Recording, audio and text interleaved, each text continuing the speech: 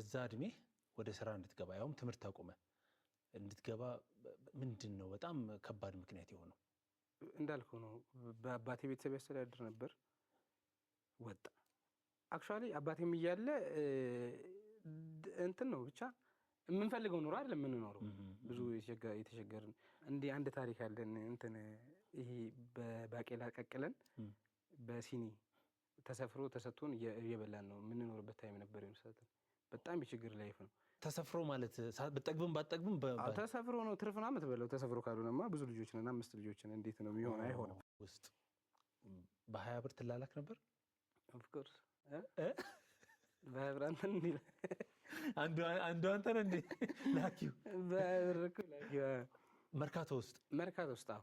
እኔ መርካቶ ይርጋ ኃይሌ እኔ መጣሁትኝ የጌሌ ነው የሰራሁት። እሺ በ20 ብር ነበር ብላላከው። አይገርም ግን ችግር የለም ኖርማል። በጊዜው ደህና ብር ነው። ስንት ዓመት ነበር?